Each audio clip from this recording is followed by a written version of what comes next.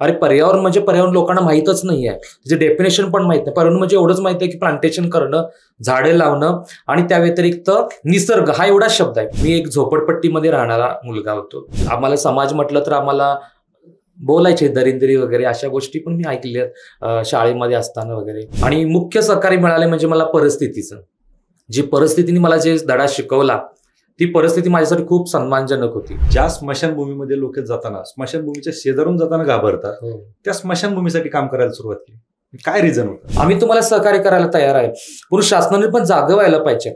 फक्त सर आहेत ना, माझी वसुंधरा अभियानचं तुम्ही फक्त ब्रीदवाक्य घेता, भाषण करता एक दिवशी, त्यानंतर आता तुम्ही स्वच्छ भारत अभियानचा फक्त फलक लावता अधिकारी आल्यावर, हे आपल्याला बंद करायचंय. मी लहानपणापासून विरोध बघतच आलेलो आहे, परंतु या गोष्टीमध्ये करत असताना मी प्रत्येक राजकारण्यांच्याकडे जातो, साहेब आपल्याला हे करायचं ते करायचं. एन्व्हायरमेंट हा विषय असले तोंड वाकडं करण्याचं जे काम आहे ते यांच्याकडनं शिकावं. मी तोंडावर बोलणारा माणूस आहे.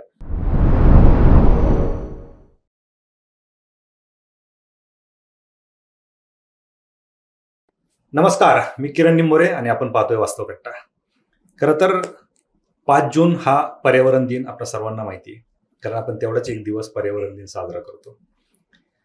365 दिवसांमधला एक दिवस आपण फक्त पर्यावरणासाठी देत असतो. परंतु समाजामध्ये अशी काही माणसं आहेत की त्यांनी त्यांचं आयुष्य हे पर्यावरणासाठी दिलेलं आहे, परंतु कुठलाही गवगवा न करता ते त्यांचं काम करत असतात आणि त्यांच्या कामाचा फायदा आपण घेत असतो. कारण पर्यावरण जर व्यवस्थित असेल तर आपण व्यवस्थित राहू, कारण त्याचा अनुभव आपण आता सध्या पाहतोय. अवकाळी पाऊस असेल किंवा बदलणारं वातावरण, आणि याच पर्यावरणामुळे, याच पर्यावरणावरती काम करणारे ॲडव्होकेट डॉक्टर तुषार शिवशरण सर आपल्यासोबत आहेत. सर, आपलं वास्तव कट्ट्यावरती नमस्कार सर. सरांविषयी सांगायचं झालं तर आपल्या सर्वांना माहिती आहे की कुठल्याही गेस्टची ज्यावेळेस मी ओळख करून देत असतो त्यावेळेस कागद माझ्या हातामध्ये नसतो, परंतु त्यांच्याविषयी सांगायचं म्हटलं तर कागद हातात ठेवाच लागणार आहे, कारण त्यांनी कामच तेवढी केलेली, त्यांना तेवढे पुरस्कार मिळालेले आहेत. तर आपल्या सर्वांना माहिती की युवक कल्याण मंत्रालयाकडून दिला जाणारा नेहरू युवा पुरस्कार, हा पुरस्कार त्यांना बांबू लागवडीसाठी भारत सरकारने दिलेला आहे. त्यासोबतच सरांना आजपर्यंत 73 पुरस्कार मिळालेले आहेत. आपण एखादा पुरस्कार मिळाला त्याचा गौगव करत असतो, परंतु सरांना आजपर्यंत 73 पुरस्कार मिळालेला आहे. पर्यावरणातला त्यांना राष्ट्रपती पुरस्कार देखील मिळालेला आहे. आणि सर सध्या बाल हक्क संरक्षण आयोग आणि पर्यावरण विभाग यांचे कायदेशीर सल्लागार म्हणून मुंबई इथं कार्यरत आहेत. तर बऱ्याच गोष्टी आहेत, सगळ्या मीच सांगण्यापेक्षा काही गोष्टी सरांकडून देखील आपण जाणून घेऊयात. सर स्मशानभूमीसाठी काम करतात, स्मशानभूमीच्या सुशोभीकरणासाठी काम करतात. स्मशानभूमीमध्ये ज्या गोष्टी असतात त्या गोष्टींवरती भरपूर बोलायचं आहे, की ज्या गोष्टी आपण दुर्लक्षित करतो, परंतु त्या गोष्टींवरती सर कामं करतात. जसं सांगितलं की पर्यावरण दिन आपण एक दिवसासाठी साजरा करतो, तसं स्मशानभूमीमध्ये आपण कधीतरी जात असतो आणि तिथेही जाताना कित्येक लोक घाबरत असतात. त्या स्मशानभूमीमध्ये सर काम करतात. भरपूर कामं आहेत सर तुमची, बरीच कामं तुमच्या तोंडून देखील जाणून घ्यायला आवडेल. खरं तर तुम्ही जे काम करताय, पूर्वी जे समाजसुधारक होऊन गेले, खूप कामं अशी होती की ती कामं केल्यामुळे समाजाने त्यांना वाळीत टाकलं. हो, तशाच प्रकारची काही कामं तुम्ही करताय. म्हणजे सांगलीमध्ये तर सांगलीसाठी तर तुम्ही कामं करताय, परंतु एकंदरीत भारत देशासाठी, तर पर्यावरण म्हटलं तर जगासाठी तुम्ही काम करताय आणि त्या कामाची दखल सरकार देखील घेतंय. तुम्हाला मानद डॉक्टरेट मिळाली, हो, तुम्हाला भरपूर पुरस्कार देखील दिलेले आहेत. अजून बऱ्याच गोष्टी आम्हाला माहित नाहीत, त्या तुमच्याकडून जाणून घ्यायच्यात. खरं तर तुमचं वास्तव कट्ट्यावरती पुन्हा एकदा खूप खूप स्वागत. खरं तर एक सर्वसामान्य कुटुंबातील तरुण, एक झोपडपट्टीमध्ये राहणारा तरुण आज या लेवलला जातो, एवढे पुरस्कार घेता आणि तुम्ही ही कामं करता, हे संकल्पना तुम्हाला सुचतात आणि समाजासाठी तुम्ही भरपूर कामं करतायत. तर पूर्वी ही कामं तुम्हाला का सुचली याच्यापर्यंत आपण जाणार आहोतच, परंतु तुमचं बालपण देखील जाणून घेणं तेवढंच गरजेचं आहे. कारण आजची कामं तुम्हाला दिसत आहेत, परंतु त्याच्या मागची पार्श्वभूमी, त्याच्या मागची मेहनत हे देखील समाजासमोर येणं गरजेचं आहे. ऍक्च्युली प्रथम पर्यावरण दिनाच्या सर्वांना माझ्याकडून शुभेच्छा. हा नाश थांबवा भूमातेचे तन्मन जळती आहे, ही वसुंधरा जनसंख्येच्या नाशाने रडती आहे. ऍक्च्युली पर्यावरण हा विषय एक बाहेर असा विषय वाळीत टाकल्यासारखा असा विषय आहे तो. कारण ऍक्च्युली सर्व तोपरी प्रत्येक विषयाला समाजाने अनुसरून बोलत असतो, पण पर्यावरण म्हटलं पर्यावरणाकडे ना जास्त ध्यान दिले जात नाही. अरे पर्यावरण म्हणजे पर्यावरण लोकांना माहीतच नाही आहे, त्याचे डेफिनेशन पण माहित नाही. पर्यावरण म्हणजे एवढंच माहिती आहे की प्लांटेशन करणं, झाडे लावणं आणि त्या व्यतिरिक्त निसर्ग हा एवढा शब्द आहे, पण त्याच्या पाठीमागची जर आपण बाजू पाहिली तर त्याच्यामध्ये भरपूर काय असं कार्य करण्यासाठी आहे. ते प्रत्येक माणसाने आपल्याला रुजवलं तर पर्यावरणाचा नाश होणार नाही, कारण त्याला मुख्यत्वे हा आपला माणूस जबाबदार आहे. आता सर आपण हा मला प्रश्न पहिला विचारला की आपलं बालपण, सर्वांचं बालपण सर खूप वेगळ्या पद्धतीचं असतं, पद्धतीतून गेलेलं आहे. परंतु माझं बालपण हे अशा दगड काट्या याच्यातून आलं आणि त्याला सावरलं ते माझ्या आई वडिलांनी वगैरे. परंतु मी एक झोपडपट्टीमध्ये राहणारा मुलगा होतो. झोपडपट्टी असा की त्या ठिकाणी हर तऱ्हेचे लोक असतात, प्रत्येक बाजूचे असतात. परंतु अशामध्ये माझी आई दुसऱ्यांच्या घरी स्वयंपाकाचे काम वगैरे करायचे, वडील माझे मिलमध्ये जायचे काम करायला, आणि भाऊ माझा आमचे शिक्षण होण्यासाठी बहीण भावंडाचे, म्हणजे मोठा भाऊ, मी आणि माझी बहीण होती. आता बहिणीचं निधन झालं 2 महिने झाले, तिचं कमी वयातच झालं, पुण्यालाच होती. परंतु आम्हाला दोघांना पण शिकवण्यासाठी, पुढाकार करण्यासाठी पडेल ते काम या तिघांनी केलं. आई पायात चप्पल नसायचे, परंतु जे दिवस होते ते आजतागायत, त्या वडील पण येतात त्याच शर्ट तेच पॅन्ट अशा गोष्टी. आणि भाऊ पण आपल्याला काय मिळणार नाही खरं दुसऱ्यांना, म्हणजे आम्हाला घडावं या दृष्टीने प्रयत्न करायचे. पडेल ते काम केलं, शेवटी आम्हाला त्यातून बाहेर काढलं आणि आम्हाला एकच सांगितलं की आम्ही जेवढं शिकलो नाही तेवढं तुम्हाला पुढे करायचं आहे. आणि वाटेल ते आम्हाला समाज म्हटलं तर आम्हाला बोलायचे दरिंद्री वगैरे अशा गोष्टी पण मी ऐकल्यात शाळेमध्ये असताना वगैरे. पुढे सर्वांना पुढे बसवायचे, आम्हाला पाठीमे बसवायचे. त्यावेळेचे शर्ट पॅन्ट म्हणजे आहेत ना पुढे, अशा गोष्टी सगळ्या असायच्या. पण यातून आहेत ना मला एकच शिकवण मिळाली की जेव्हा सरांनी आम्हाला बोललं ना हा मुलगा काही करू शकणार नाही, तेव्हा मीच पक्क ध्यानात ठरवलं की खरोखर आपल्याला आहेत ना याच किचनमध्ये, याच चिखलामध्ये आपल्याला कमळ एक फुल उमलायचं आहे आणि कुठला तारा आपल्याला बनायचा आहे. आणि त्या दृष्टीनेच मी निश्चय केला. आणि जेव्हा मी आई स्टोववरती हे स्वयंपाक करतो, मी आईला रडत म्हटलो की मला सगळं असं म्हणायचे वगैरे, तो आई म्हणायला लागली, मला पैलवानाचं उदाहरण दिलं की आहेत ना एक असा आखाडा आहे, त्या आखाड्यामध्ये 2 पैलवान आहेत. तो पैलवान पडतोय, उठतोय, बसतोय, हारतोय आणि बाहेर जातोय आणि पुन्हा नव्या दिमतीने त्या आखाड्यात येतोय. तसं तुला करायचं आहे आणि तशा प्रकारे मी पडेल ते काम करेल, तुम्हाला शिकवून मोठं करणार. हे एक आई आणि वडिलाचं होतं.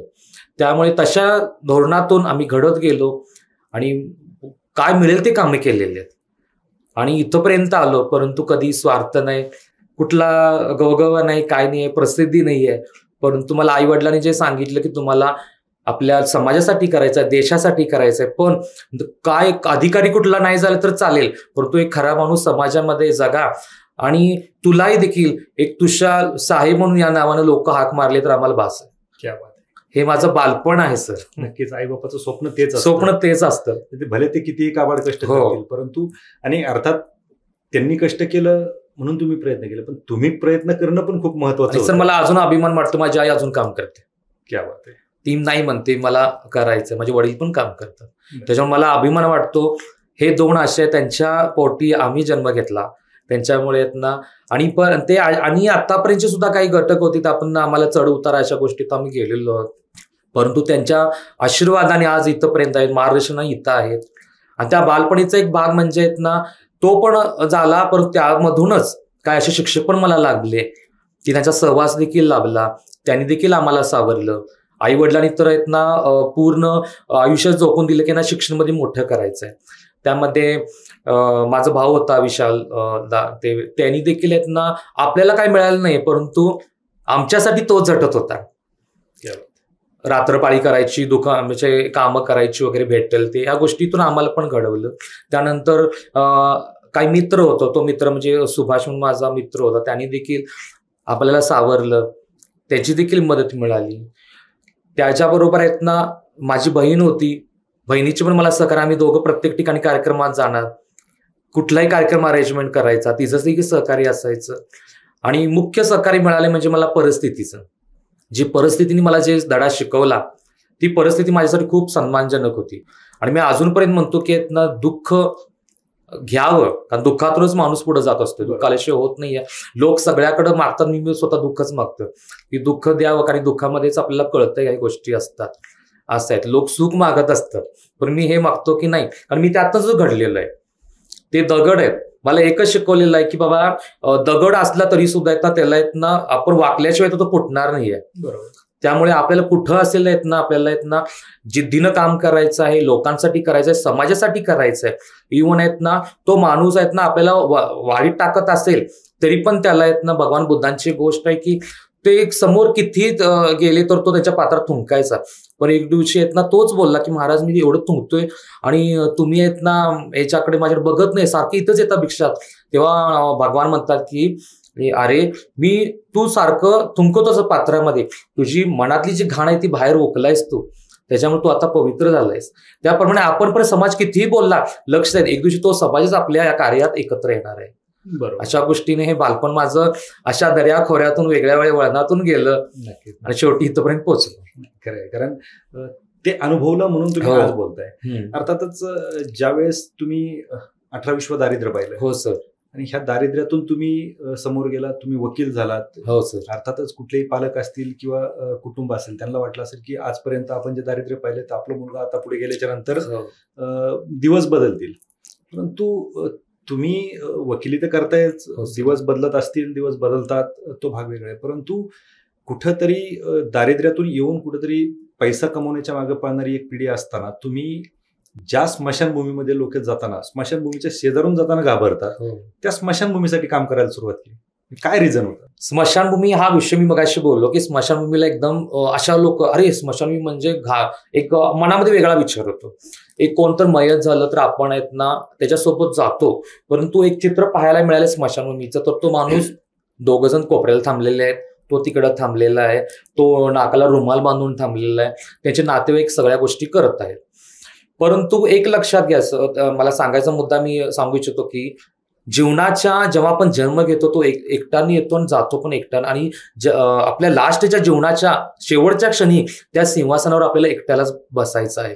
ही गोष्ट अजून माणसाला माहित नसते. तो नुसता पैशाच्या पाठीमागे पळत असतो, नोकरीच्या पाठीमागे पळत असतो, आपल्याला डिग्निटी हवी असते या पाठीमागे पळत असतो. पण याला हे पण माहित नसतं की आपल्याला जायचं आहे त्या स्मशानभूमीमध्ये, लास्ट दरवाजा तो आहे आणि त्या ठिकाणी त्या सिंहासनावर आपल्याला लास्ट एकत्र आपल्याला एकट्याला बसायचं, कोण येणार नाहीये सोबत. त्याच्यामध्ये बायको मुलं फक्त उंबऱ्यापर्यंत असणार आहेत, कोण येणार नाहीये, आणि टाइम झाल्यानंतर तुला तिथं दहन करायचं 2 मिनिटं पण ठेवणार नाहीये. मग एवढा तू गर्व का करतोस? त्यासाठी ते आपलं जे स्थान आहे, जिथं आपलं लास्ट आहे, ते स्थान आपल्या स्वच्छ राहणं अपेक्षित आहे. त्या स्थानावरती इतर कुठले धंदे न करणे ह्या गोष्टी अपेक्षित आहे. आणि आपण पण एक नवीन जे पर्यावरणीय बदल करायच्या दृष्टीनं नातेवाईकांनी सुद्धा बदल घडायला पाहिजे. उदाहरणार्थ टायर वगैरे लावले जातात, त्या गोष्टी पूर्ण बदलवायला पाहिजे. त्या लाकडाच्या जागी शेणीचे यूज करणं अपेक्षित आहे. जे कोल्हापूरमध्ये शेणीचा उपयोग केला जातो, ते इतर ठिकाणी त्या गोष्टी करणं अपेक्षित आहे. निर्माल्यांचा उपयोग तुम्ही खाद वगैरे खत या गोष्टीसाठी करू शकता. पण हे लोक काही नाही, तो झोपलेली गादी सुद्धा स्मशानभूमीला आणून फेकली जाते. तर आम्ही ह्या गोष्टी जेव्हा आमच्या मनावर बिंबल्या की बाबा ह्या गोष्टी आपण आलेलो आहे मैताला आणि एवढ्या सगळ्या गोष्टी पडलेल्या आहेत आणि त्याच्यामध्ये त्याला ते दहन करतायत, कुणाच्या का डोक्यात येत नाहीये. त्यावेळेला आम्ही विचार केला की नाही, आपण जी सुरुवात आहे ती स्मशानभूमीमधूनच करावी, कारण हीच वाट आहे. मला स्वर्ग नरक हे मला माहित नाहीये, परंतु मी नवीन ह्याच्यात जगणारा माणूस आहे. मला एवढंच माहित आहे की ही जी जागा आहे ती पवित्र आहे, तिथं माणसाचा दुसरा जन्मच होतो. परंतु ती जागा व्यवस्थित क्लीन स्वच्छ ठेवणं आणि आपले अवयवदान दुसऱ्यांसाठी करणं, ह्या प्रभुनाथपती जागा आहे. अशी जागाची गरज ही प्रत्येक देशामध्ये, आपल्या भारत देशामध्ये हवी. बरोबर. यासाठी माझा तो विचार सुचला की आपण स्मशानभूमीसाठीच फोकस करायचं. काय काय काय काम करतो तुम्ही? आता ऍक्च्युली स्मशानभूमी म्हटलं तर सर्वांना वाटेल की बाबा ते जात असतील, स्वच्छता करतील, कारण ऍक्च्युली हा विषय त्याच्यात नसतो. आता विषय आपण कधी पण गेला तर आपण स्मशानभूमीत एक चित्र पाहावं की त्या कोपऱ्याला तिरड्यांचा खच पडलेला असतो, कापड त्याच्यावर टाकलेली असतात, नदीच्या काठी तो कडबा टाकलेला असतो, तो जाळत नसतो. तो कधी तो जाळतात ते कर्मचारी एक पूर्ण मोठ्या ढीग झाल्यानंतर 1 आठवड्यात जाळतात. मग आमच्या डोक्यात आलं की तो जो तिरड्यांचा खच पडलेला आहे तो आपण तो सगळा तिरड्या बाजूला काढायच्या, त्याचे बांबू वगैरे सगळे बाजूला काढायचे. आणि त्या बांबूच्यावरनं आम्हाला युक्ती सुचली आणि याच्यामध्ये कोण भाग घेतला नव्हता, माझा वैयक्तिकच भाग होता की व्यक्ती संवर्गात मी एकटाच करत होतो. मग मी एकटा गेल्यानंतर कर्मचारी मला मदत करायचे आमच्या इथं अमरधाम स्मशानभूमी आहे. तर तिथे तो आम्ही काय केलं, ते तिरड्यांचे सगळे सुतळ्या काढल्या, बांबू एकत्र केले. त्या बांबूपासून आमच्या डोक्यात विचार आला की आपण ट्री गार्ड तयार करूया. म्हणजे झाड लावलं तर त्याला चौकोनी संरक्षण त्या चिवट्यांचा. तर तो आम्ही विचार आला, त्याचे ट्री गार्ड तयार करायला घेतले. त्याच्यानंतर आहेत ना, जो पांढरा वस्त्र असतं ते दहन करायचं नसतं, त्या पांढऱ्या वस्त्राच्या दोऱ्या तयार केल्या आम्ही. त्या दोऱ्या का केल्या, ते जे झाड आहे ते मोठं झालं तर त्या झाडाला आहेत ना बांधणं करणं, संरक्षण म्हणून त्या गोष्टी आम्ही केल्या. त्याच्यानंतर जे आपला कडबा, आमच्याकडे पश्चिम महाराष्ट्रामध्ये कडबा टाकला जातो, इथं आता मिळत नसेल, कडबा टाकला जातो त्यांच्या तिरडीवरती वगैरे. तो कडब्यापासून आम्ही खत तयार करायला घेतलं. ते फुलं वगैरे टाकलेले जातात ते सगळे आम्ही एकत्र करून खड्डा काढून ते आम्ही खताची निर्मिती केली. जे मटके असतात ते फुटलेले नसतात घेऊन जाताना, त्याच्यामध्ये आम्ही बीजारोपण करून सगळे वृक्षारोपण करावं लागलो. आणि हे सगळी झाडं जेव्हा मोठी झाली त्यावेळेला आम्ही प्रत्येक स्मशानभूमी दत्तक घेतल्या, स्वच्छता केली, तिथे अवयवदानाचे संदेश लावले की तुम्ही सुद्धा आहेत ना इको फ्रेंडली रित्या ह्या गोष्टी करू शकता म्हणून. आणि अशा रीतीने 53 आम्ही स्मशानभूमी फुलवल्या. अशा 53 स्मशानभूमीमध्ये तुम्ही हे काम करताय, काम केलेलं. हा, म्हणजे एकंदरीत त्याच्यामधून स्वच्छता तर होतीच, हो, पडलेल्या साहित्याची विल्हेवाट पण हो, लागते हो, चांगल्या कामासाठी, हो, आणि त्याच्यामधून वृक्षारोपण पण हो. होतं. म्हणजे शेवटी पर्यावरणाच्या सगळ्याच गोष्टी त्यामध्ये अंतर्भूत होतात. त्यामध्ये येतात. मग ज्यावेळेस तुम्ही स्मशानभूमीत कामं करतात त्यावेळेस, कारण आपण पाहतो की पूर्वीपासून अशी कामं जे लोक करतात त्यांच्याकडे पाहण्याचा दृष्टिकोन समाजाचा वेगळा असतो. हा, बरोबर आहे. ऍक्च्युली घटना अशी घडली ना, त्यावेळेला म्हणजे लहान मुलांची छोटी दफनभूमी आहे. छोटी म्हणजे एवढी छोटीशी स्पेस आहे. आमच्या सांगली शहराला ऍक्च्युली दुर्दैव होतं की 5 वर्षाखालील मुलांना दफनभूमी नव्हती. छोटंसं तेच काढायचे, तेच अवशेष निघायचे. आणि मी स्वतः माननीय मुख्यमंत्री साहेबांच्या समोर बसून त्यांना आम्ही प्रस्ताव पण पारित दिला होता की आम्हाला स्मशानभूमी मिळावी. आणि खरोखर त्या लढ्याला यश आलं आणि आम्हाला 8 गुंठ्याची जमीन आम्हाला जाहीर केली. ती आता आपल्या सांगली जिल्ह्याला त्यांनी दिलेली आहे. ते आयुक्त साहेबांनी येऊन पाणी सगळ्या गोष्टी करून केले. आणि खरोखरच ते माझं यश आहे की त्या मुलांसाठी आपण जे सिव्हिल हॉस्पिटलमधले अर्भक असतात छोटे, हे बेवारस, या गोष्टी सगळ्या तिथं आहेत.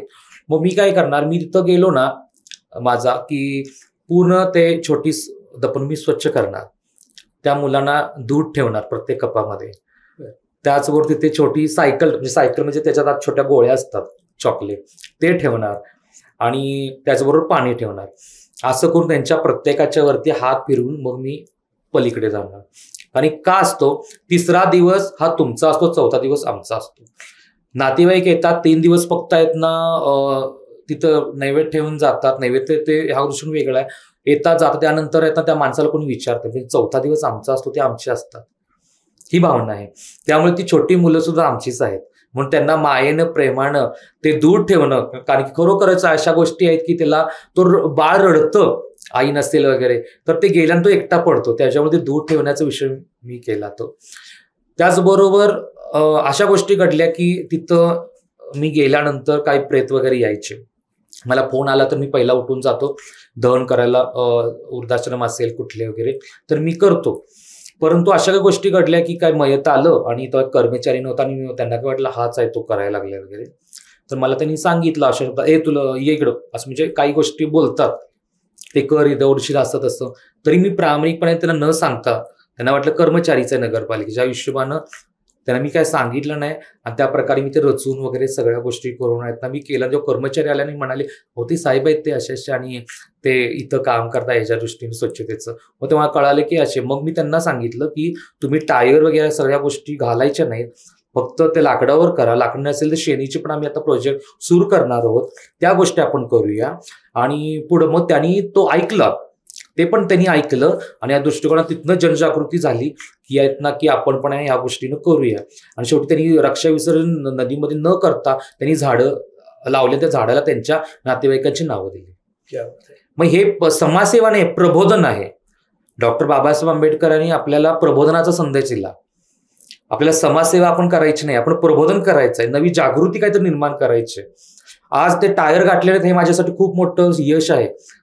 प्रत्येक ठिकाणी पेटत नाही म्हणून टायर घालतात, बरोबर. आमच्याकडे कोल्हापूर भाषेमध्ये अशा गोष्टी आहेत की बाबा ते पेटत नाही म्हणजे टायर आणि ह्या गोष्टी करतात.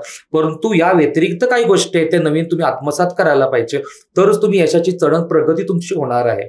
आणि ह्या गोष्टी आहेत ना, माझी वसुंधरा अभियान असेल, स्वच्छ भारत अभियान असेल, यामध्ये हे स्मशानभूमी हा विषय यायला हवा होता.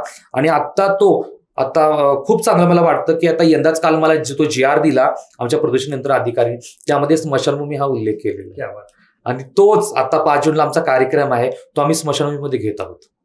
ग्रेट. हा, तर स्मशानभूमीमध्ये आम्ही नवीन प्रोजेक्ट आता राबवणार आहोत.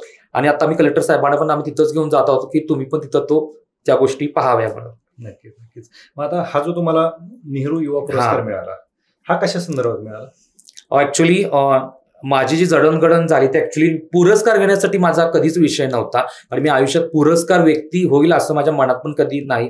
आणि पुरस्कार घेणं म्हणजे काम थांबणं, या गोष्टी असतात. पुरस्कारासाठी ऍक्च्युली सांगलीमध्ये मी काम करत होतो पर्यावरणाच्या संदर्भात. आणि करत असताना आमचे कलेक्टर साहेब होते काळम पाटील साहेब, जे आता रिटायर झाले. काळम पाटील साहेबांनी माझा नावाचे म्हणजे हा काम करतो प्रामाणिकपणाने, प्रसिद्धीपासून वंचित आहे असं व्यक्तिमत्व आहे, अशा दृष्टीने त्यांनी तो प्रस्ताव वरती पाठवला राजशिष्टाचार राष्ट्रपती भवनला. आणि क्रीडा व युवक कल्याण मंत्रालयातर्फे जो दिला जातो नेहरू युवा पुरस्कार, त्याला शिफारस केली. आणि त्यामधून पर्यावरण आणि प्रबोधन आणि बांबू लागवड यांच्या संदर्भात त्यांनी त्याची दखल घेतली. आणि वृक्ष लागवडमध्ये मी कवठेमंकाळ या जे गाव आहे त्या ठिकाणी आम्ही येतात, तिथे गिरलिंग डोंगर, त्या ठिकाणी आम्ही पूर्ण बुद्ध पौर्णिमेच्या अनुषंगाने आम्ही बोधिवृक्षाची तिथे लागण केली. आणि अक्षरशः तो आता ऐतिहासिक बौद्ध लेणी आहेत आणि तो पूर्ण परिसर आता पूर्ण सगळा बोधिवृक्षमय झालेला आहे. तिथे थायलंडचे लोक, इतर देशातले लोक वगैरे ते पाहायला येतात. आणि ते पिंपळाच्या झाडाखाली पण ते एक बौद्ध ह्याच्यामध्ये धर्मामध्ये पिंपळाला खूप हे आहे, मान्यता आहे, इम्पॉर्टंट आहे. तर त्या अनुषंगाने ऍक्च्युली ऑक्सिजन देण्याचं जे काम आहे ते पूर्ण डोंगरला असेल, गावाला असेल, इतर तेवढं काम तिथले वृक्षारोपण जे आम्ही केले त्या बोधिवृक्षाच्या निमित्तानं झालेलं आहे. आणि बांबू लागवडीचा काय विषय? बांबू लागवड असा आमच्या डोक्यात आला की आमच्याकडे जत बाग आहे, आटपाडी बाग, पूर्ण दुष्काळग्रस्त आहे, तिथे पाणी नाही वगैरे काय नाही. मग त्या अनुषंगाने आम्ही असं एक डोक्यात घेतलं की ना, बांबू हा विषय असा आहे की तो जे खडकाळ जमीन असते त्यात मुळे रोवून ना तो पाणी शोषून घेऊन पाणी साठवण्याचा एक प्रकार आहे. मग त्यामुळे मला बांबू लागवड जास्त माहित नव्हतं. तेव्हा मी सामाजिक वनीकरण मध्ये गेलो, बांबू लागवडीची अभ्यासाची माहिती घेतली, पुण्याला माहिती घेतली. आणि त्यावेळेला जिल्हा परिषद अध्यक्ष होत्या सांगलीच्या, त्यांच्या मदतीने मी पुण्याला आलो. आणि पुण्याला येऊन मी ते बांबू लागवडीचा अभ्यास वगैरे काय कुठल्या प्रकारे केला जातो अशा त्यावेळेला आपले राजेंद्रसिंह राणासाहेबांची देखील भेट घेतली होती. ह्या अनुषंगाने आम्ही बांबू लागवड हा डोक्यात घेतला. आणि प्रत्येक ठिकाणी बांबू जो गायरान जमिनी पडलेल्या आहेत वगैरे या गोष्टी, ते बांबू लागवड आम्ही केली. आणि त्या अनुषंगाने पुढच्या बाजूला जे बांबू लागवडीच्या तटाच्या खाली जर तुम्ही खोदाई केला तर आता तिथं पाणी साठण्याचं दिसायला लागलं. आणि त्या अनुषंगाने आम्ही ते बंधारे बांधण्यास सुरुवात केली. म्हणजे जे कच्चे बंधारे आहेत त्यामुळे पाणी साठायला लागलं. अच्छा, मग आता हे काम तुम्ही फक्त सांगलीपुरतं सीमित आहे की बाहेर पण करता? ऍक्च्युली पहिला जो माझा विषय झाला तो सांगलीमधूनच झाला. त्या व्यतिरिक्त बाहेर परभणी झाला, लातूर आहे, त्या अनुषंगाने बीडमध्येच देखील केलेलं आहे. आणि इतर राज्यामध्ये बघितलं जाईल तर कर्नाटकमध्ये केलेलं आहे. बेडखेळ असेल, त्यानं अथनी असेल, चिक्कोडी वगैरे या ठिकाणी आम्ही तो राबवलेला आहे. अच्छा, आजपर्यंत किती वृक्षारोपण केलं असेल? आता सांगली जिल्ह्यामध्ये म्हणजे 5000च्या वर वृक्षारोपणाचं हे झालेलं आहे फक्त सांगली. आणि बाहेरच्या ज्या ठिकाणी असेल तर ते आता आम्ही प्रत्येक ठिकाणी आम्ही करंजीची लागवड केलेली आहे. करंजी हा विषय असा आहे की ना तो पूर्ण आयुर्वेदिकरित्या तो केला जातो, जो लिंबासारखाच आहे. सावली पण देतो, त्याच्या बियाचं आपल्याला तेल पण निघतं. आणि त्या अनुषंगाने इतर जे आपल्याला खाज कुजल्या सगळ्या गोष्टी असतात तर त्या पाण्याच्या द्वारे त्या मिटवल्या जातात. मग तो पण आम्ही सर्च केला. आणि जे देशी जे आपले झाडं आहेत ते पूर्ण, तर आम्ही प्रत्येक कॉलेजला किंवा युनिव्हर्सिटीला निवेदन दिलं की जे छोटी छोटी आता असतात ना, उदाहरण हराळी असेल, आपण दुर्वा म्हणतो, बरोबर, ते अशा काही गोष्टी आता नामशेषच व्हायला लागले. बरोबर, तो मुख्य औषध ती आहे. मग अशा दृष्टीने आम्ही प्रत्येकांना प्रस्ताव दिले, निवेदन दिले की तुमच्या इथे हे ज्या गोष्टी एक अशा गोष्टी, उदाहरणार्थ छोटा रान आवळा असतो, एवढंसच झाड असतं, एवढा छोटासा एवढासाच तो असतो, तर त्याचा उपयोग खूप असतो. तर अशी झाडे नामशेष झालेली रेअरमध्ये आम्ही त्यांना माहिती दिली आणि त्या लोकांना सांगून आम्ही मियावाकी प्रकल्प राबवला. मियावाकी म्हणजे काही कृत्रिम जंगल निर्माण करणं. ते शिरोळमध्ये आहेत, आमच्या आता जतमध्ये आम्ही केलेलं आहे.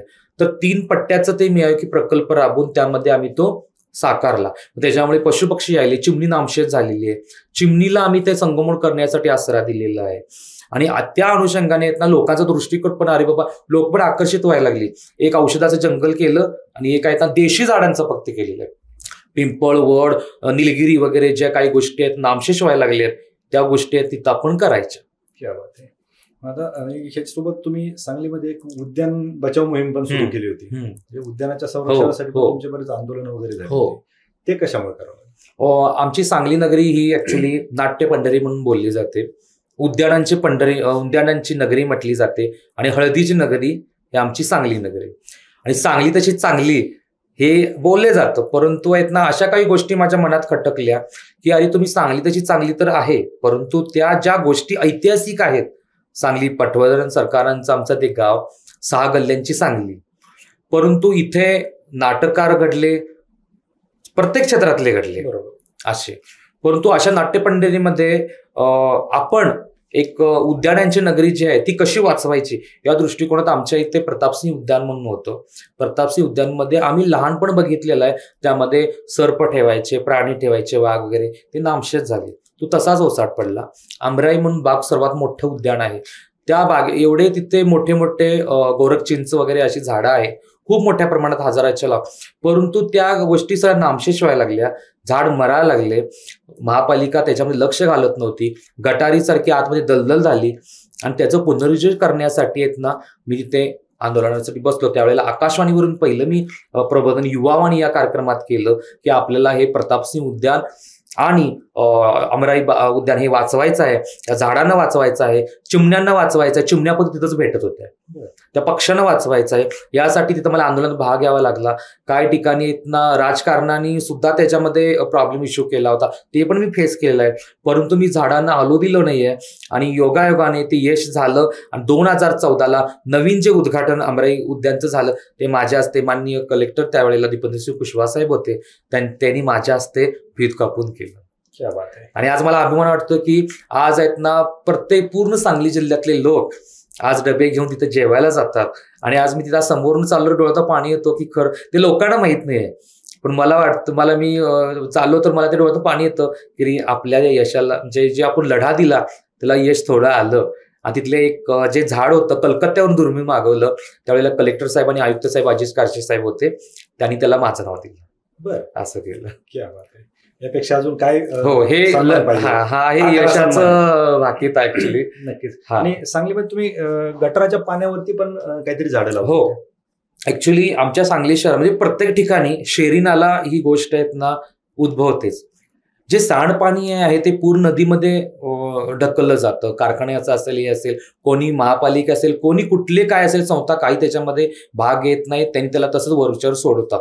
परंतु मला एका अशा गोष्टीमध्ये भाग घ्यायचा होता की आपण जर तुम्ही यंत्र मशिनी लावून सगळे ऑक्सिडेशन प्लांट बसवू शकता, तर नैसर्गिक जो आपला मेवा मिळालेला आहे, निसर्गाची देणगी दिलेली आहे, त्यामार्फत आपण का करू शकत नाही. तर असा एक विषय आला आणि त्यावेळेला माझ्या डोक्यात आलं की आपण लहानपणी आळूच्या वड्या खातो, आळू वगैरे असायचा, तर आळू वडे असताना आपण गटारीच्या शेजारी बरोबर दलदलीत आळू लावायचं. आणि आळू लावताना ते काढल्यानंतर पाणी किती स्वच्छ दिसायचं आणि खाली ते इतकं तोंड पण आपल्याला स्वच्छ दिसायचं.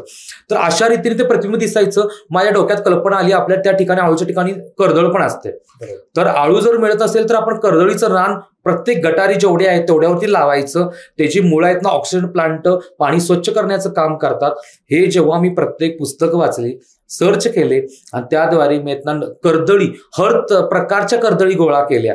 आणि हर तरी जेवढे ते काही कर्दळीला फुलं खूप छान येतात, तर तसे वन आम्ही विकसित केलं. आणि आता त्या गटारे वाटत नाहीत आमच्याकडे, तिथं अशा तट कुठेतरी असा भिंतीचा तट आहे आणि खाली गटार आहे, अशा गोष्टी केल्या. पण एक दुर्दैवी असा आहे की काही आपल्या नगरपालिका संस्था असेल, महानगरपालिका असेल, की त्यांनी शेरी नालाचे जे रस्ते होते ते बंद करून त्याच्यावरती आहेत ना लोकांना परवानगी दिल्या इमारती बांधायला, आणि त्यामुळे ते सगळे आता ते मार्ग मुजलेले आहेत, आणि त्यामुळे ते सगळ्याच पूर्ण आता तो नैसर्गिक जो नाला आहे तो आता बिघडलेला आहे, आणि त्यामुळे ते पाणी आता पूर्ण पसरायला लागलेलं आहे. म्हणजे काहीच उपयोग होणार नाही. काही उपयोग म्हणजे उपयोग करायला आपल्याला खूप आहेत, परंतु तशा गोष्टी आहेत ना सरकारने पण लक्षात घ्यावा. आम्ही समोर आम्ही येत ना या गोष्टी आम्ही प्राधान्य देतोय, आम्ही येतोय मदतीला, आम्ही तुम्हाला सहकार्य करायला तयार आहे, पण शासनाने पण जागे व्हायला पाहिजे. फक्त सर आहेत ना माझी वसुंधरा अभियानचं तुम्ही फक्त ब्रीदवाक्य घेता, भाषण करता एक दिवशी, त्यानंतर आता तुम्ही स्वच्छ भारत अभियानचा फक्त फलक लावता अधिकारी आल्यावर, हे आपल्याला बंद करायचंय. आमच्यासारख्याच तुम्ही आता जेवढे प्राणी मित्र असेल, पर्यावरणवादी असेल, वृक्ष मित्र असेल, तर या सर्वांना एकत्र घ्या. फक्त एक दिवसासाठी मिटिंग घ्यायची नाहीये, त्यांना प्रत्येक ह्याच्यामध्ये सामील व्हा. वृक्ष मित्र किंवा वृक्ष समिती तुमची फक्त नावापुरती असते. झाड तोडलं जातं, प्रत्येक ठिकाणी झाडाची येते. आमच्याकडे एवढ्या 1000 वडांची तुम्ही येत ना तोड केला. आज तो येता पूर्ण रस्ता आहेत ना तो आज भकास दिसायला लागलेला आहे. आज इथं ऊन एवढं रखरखतं. मग तुम्ही आहेत ना अशा गोष्टी आहेत ना तुम्ही रस्ता किंवा बांधकामासाठी तुम्ही जर तोड करत असेल, एक झाड किती वर्ष लागतं यायला मोठं व्हायला, आणि आम्ही तुम्हाला सहकार्य करतो तर तुम्ही आम्हाला पण सहकार्य करायला हवं ना. बरोबर, अशा गोष्टी म्हणून आमचं एक ब्रीदवाक्य आहे की बाबा आम्ही जे करायला त्याला सरकारने पण सपोर्ट करावा. बरोबर. आणि ह्या सगळ्या गोष्टींचा परिणाम म्हणून आता जे वातावरण बदल होतोय तेच 100%. आता मोदी साहेबांनी मध्ये समिट घेतलं, पर्यावरणाचं घेतलं, हवामान बदलाचं घेतलं. साहेब आपले माननीय प्रधानमंत्री जातात, या गोष्टी सगळ्या ठीक आहेत, परंतु हे देश पातळीवर सर झालं, परंतु समाज पातळीवर, राज्य पातळीवर वगैरे काय करायचं मग आपण? ह्या गोष्टी अशा आहेत सर. मी सांगली जिल्ह्याचं पण उदाहरण देतो, इतर पण आता देतो. काल आपलं आता नवीन आता जे उदाहरण आता ताजं आहे, अवकाळी पाऊस झाला. अवकाळी पाऊस झाल्यावर मुंबई पूर्ण तुंबून गेली, बरोबर आहे. तिथं एक तर झाड दिसतं का सर? झाड दिसत नाही, तुम्हाला पूर्ण विकासच दिसतो. सिमेंटाचं कॉन्क्रीटकरणाचं ते जंगल आहे. मुख्य पर्यावरणाचा हेतू यामध्ये आहे का? काहीच नाहीये. आज तुम्ही येता पाणी येता म्हणून तुम्ही तुमली म्हणून ओरडता, एकमेकावर ताशेरं ओढता. त्यापेक्षा सर्वांनी एकत्र या, वृक्षारोपण करा, भिंत परवानगीचे परमिशन दिले जाते नाकारा, मोठमोठ्या उंची आहेत त्या कमी करा, तर या सगळ्या गोष्टी होणार आहेत. आमच्याकडे पूर येतो पश्चिम महाराष्ट्रामध्ये, सांगली कोल्हापूरला. त्या सांगली कोल्हापूरमध्ये पूर येतो, तुम्ही फक्त अलमट्टी धरणाचं पाणी आलं म्हणून या गोष्टी आहेत, परंतु काही 1940च्या अगोदरपासून अशा गोष्टी आहेत. पूर येत होता, त्यावेळेस जास्त पाऊस होता, परंतु त्यावेळेला कसं होतं, झाडी होती, हवामान वेगळं होतं. पुन्हा आता आहेत ना तुम्ही आहेत ना बांधकाम परवाने देता, इलिगल देता, त्याच्यावरती तुम्ही इमारत बसवता, आणि ते पाण्याचे मार्ग जे नैसर्गिक नाला तो तुम्ही येत ना मार्ग त्याच्या विरुद्ध करता, त्याच्यामुळे फुगवटा होतो पाण्याचा आणि सगळं पाणी शहरामध्ये घुसतो. मग आता ह्या गोष्टी तुम्ही आहेत फक्त एक दिवस, उद्या पूर येतो, पुराच्या अगोदर पावसाच्या अगोदर तुम्ही आहेत ना सगळे गटारे स्वच्छ करता, परंतु त्याच्या अगोदर जर आहेत ना सरकारने याच गटाऱ्याच्या वरचे जे खुले नैसर्गिक नाले जे पूर्वी पार 1940 पासून आलेले होते, किंवा ते सरकारची होती राजेसाहेबांची जी काकणवाडी जी आमच्याकडे एक हे होती योजना होती पूर्वीची, म्हणजे दगडातनं ती गटर काढायचे, तो नाला नदीला पण जोडलेला नव्हता, त्याचं पाणी हे शेतामध्ये त्याने अंतर्भूत केलं होतं. आणि आमच्या सरकारने काय केलं, ते पाणी सरळ सोडलं नदीमध्ये. त्यात कारखाने आहेत, त्या कारखान्याला पण सपोर्ट या राजकारण्यांचा असतो. मग आमच्या सामान्य लोकांनी काय करावं? एवढे लाख मृत मासे सगळे मरून पडले पूर्ण कारखान्याच्या ते गोळाच्या पाण्याचे, साखरेच्या पाण्याचे. तर तुम्ही आहेत ना या गोष्टीला स्वतः प्राधान्य, ते जबाबदार आहेत ना, माणसाला तुम्ही कशाला जबाबदार करता? मग माणसांनी पण एकत्र यायला पाहिजे या योजनेमध्ये, या उपक्रमात सहभागी व्हायला पाहिजे. आंदोलन करायचे नाही आहेत, आपल्याला प्रबोधन करायचं आहे. आंदोलनाने काय होत नसतं, प्रबोधन करायला पाहिजे. प्रबोधन हा असा एक विषय आहे की तिथं आहेत ना तिथं प्रोग्रेस होणार 100%. आज नाही होईल, पण हे 2 दगड, एका तर दगडाला 100% आमचा दगड लागणारच. तर ह्या गोष्टी आपल्या समाजाने पण करायला पाहिजे. म्हणून पर्यावरण फक्त आहेत ना स्मशानभूमी किंवा बांबू लागवडी यापर्यंत नाहीये. आपल्याला पूर का येतो, आपल्याला पाणी का साचतं, अवकाळी का येतो, ह्या गोष्टीचा सरकारने फक्त आहेत ना पाहणी करणं, त्याचा अवकाळी करणं, या गोष्टीवर आहेत ना मी तर म्हणतो की त्याच्यावर तुम्ही विचार करू नका. मूळ जो नैसर्गिक जे नाले आहेत ते खुले करा, ओपन करा, त्यामध्ये काय त्याच्यात उपाययोजना ह्या करा, तरच या सगळ्या गोष्टी आहेत ना संपतील, चांगल्या होतील, आणि तेव्हाच माणूस हा चांगला होणार आहे आणि पर्यावरण हे वाचणार आहे. बरोबर सर. कारण ह्या जर गोष्टी सरकारने लक्षात घेतल्या हा आणि फक्त सरकारलाच आपण दोष देऊन चालणार हो. नाही, सर्वसामान्य आपल्यासारखी जी जनता आहे या त्यांनी जनतेने पण पण सहभागी त्याच्यावरती- येणं अपेक्षित आहे. बरोबर, कारण सुरुवात जनतेपासून होती. सर, आजचा हा पॉडकास्ट याच्या शेवटी आपण जर जाताना एक सगळ्यात महत्वाचा मला प्रश्न विचारावा वाटतो, कारण हे सगळं काम तुम्ही करताय, चांगलं काम करताय, नेहमी चांगलं काम करत असताना विरोध होत असतो. तुम्हाला कधी विरोध होतो? सर, विरोध हा, मी म्हणतो की विरोध हा प्रत्येक कामाला हवा. विरोध असला तरच तो माणूस पुढे जाणार आहे. मी लहानपणापासून विरोध बघतच आलेलो आहे, परंतु या गोष्टीमध्ये करत असताना मी प्रत्येक राजकारण्यांच्याकडे जातो, साहेब आपल्याला हे करायचं ते करायचं आहे. एन्व्हायरमेंट हा विषय असले तोंड वाकडं करण्याचं जे काम आहे ते यांच्याकडनं शिकावं. मी तोंडावर बोलणारा माणूस आहे.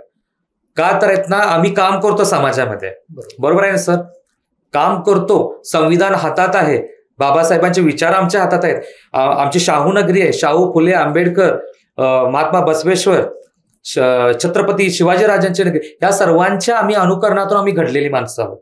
त्यांच्यामुळे आहेत ना आम्हाला विरोध तर 100% होणार. कुणाला झाला नाही? सावित्रीबाई फुले मातेला पण झालेला नाहीये, फुलेंना झालेला नाहीये, सर्वांना झालेला होता. त्यातनं त्यांनी ते यशाची केली, मात्र आता आपण हे दिवस बघतो.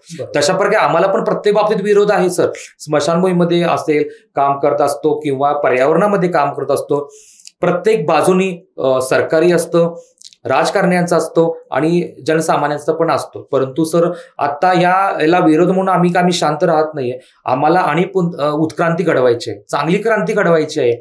त्यामुळे आम्हाला यांचं सहकार्य आहे. विरोध हे आमच्यासाठी पुरस्कार आहे आणि टीकाही व्हायलाच पाहिजे. टीका असल्याशिवाय माणूस घडत नाही आणि त्याचं पुढे आहेत ना, त्याचा जे इतिहास आहे तो त्या टीकेमधनच घडत असतो. त्याच्यामुळे मी पण आता विरोध मी बघत नाही, उलट ती माझ्यावर टाकलेली फुलं आहेत हे समजून मी पुढे माझं काम करत असतो. त्याच्यामुळे तर खरं हे काम चालू आहे. हा, चाललेलं आहे. अर्थातच सर, अशा जर आपल्याला जर तुमच्या सगळ्या कामावरती जर गप्पा मारायच्या म्हणजे तर दिवसही कमी पडेल. वेळेचं बंधन असतं, त्याच्यामुळे ज्या काही गोष्टी आपण बोललो नक्कीच त्या कुठेतरी उल्लेख होणं बरोबर गरजेचं आहे.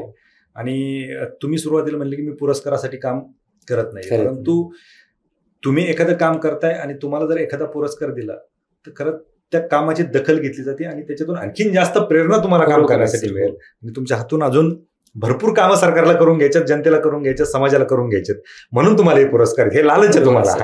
तुम्ही म्हणताय की पुरस्कार मिळाल्याच्या नंतर काम थांबतो. हो, बरोबर. काम थांबवण्यासाठी हे पुरस्कार तुम्हाला दिलेले नाहीत, हे तुम्हाला समाजाने दिलेलं, सरकारने दिलेलं एक लालच. अजून तुम्हाला काम खूप करायचंय. त्याच्यामुळे तुमचं काम खूप चांगलं आहे, तुम्ही खूप चांगलं काम करताय. अर्थात ज्या गोष्टीचं महत्व लोकांना नाहीये, ज्या गोष्टीत काम केलं जाऊ शकतं हे लोकांना माहित नाही, अशा स्मशानभूमीत तुम्ही काम करताय जिथं स्वार्थ नाहीये की स्मशानभूमीत काम केलंय म्हणून तुम्हाला 3% मिळणार आहे, 4% मिळणार आहे, असाही विषय नाहीये. झाडं लावले तुम्हाला झाडं ऑक्सिजन तुमच्या घरात आणून देणार असंही नाहीये. कर्दळ लावताय तुम्ही म्हणून स्वच्छ पाणी तुमच्या घरात आणून देणार असंही नाहीये.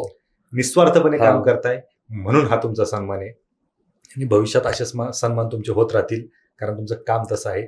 खरंच तुमचं काम हे उल्लेखनीय आहे. तुम्ही वास्तवकट्ट्यावरती खरं तर तुमच्या सगळ्या कामाचा आढावा मांडला. आम्हाला तुमचं काम वास्तवकट्ट्यामार्फत जनतेला समजतंय. निश्चित तुम्ही वास्तवकट्ट्यावरती आलात आणि तुमच्या कामाचा लेखाजोखा आमच्या समोर मांडला, त्याबद्दल आपलं खूप खूप आभार आणि तुम्हाला भावी वाटचालीसाठी, भविष्यासाठी खूप खूप शुभेच्छा. आपल्या हातून असंच काम होत राहू. धन्यवाद सर. मला आज पुणे येथे वास्तवकट्टा या सर्वात मोठ्या व्यासपीठावर मला आज बोलण्याची संधी मिळाली. मी प्रत्येक व्यासपीठावरती गेलोय, परंतु हा माझ्यासाठी खूप वेगळा व्यासपीठ आहे. आणि ऍक्च्युली वास्तवकट्ट्याचे आमचे साहेब म्हणजे आमचे सर जे मुलाखती घेतात, ऍक्च्युली ज्या पडद्याच्या पाठीमागचे ज्यांना प्रसिद्धी मिळाली नाही, अशा प्रसिद्धीपासून वंचित असलेल्या ज्या अधिकारी असतील, जी मुलं स्वप्न घेऊन पुढे आलेले प्रत्यक्षात काम करत असल्यांना पुढे एक व्यासपीठ निर्माण देण्याचं काम हे सरांच्या हातून घडत आहे. आणि त्यामुळे आम्हा पूर्ण सांगलीकरांच्याकडून आणि माझ्याकडून आणि पर्यावरणवाद्यांच्याकडून सरांना खूप खूप खूप अभिनंदन. त्याच्या वाटचाली सुद्धा आमच्याकडून खूप शुभेच्छा आणि वास्तवकट्ट्याला सुद्धा खूप शुभेच्छा आणि मला पण बोलवलं त्याबद्दल सुद्धा सर धन्यवाद. Okay, thank you sir.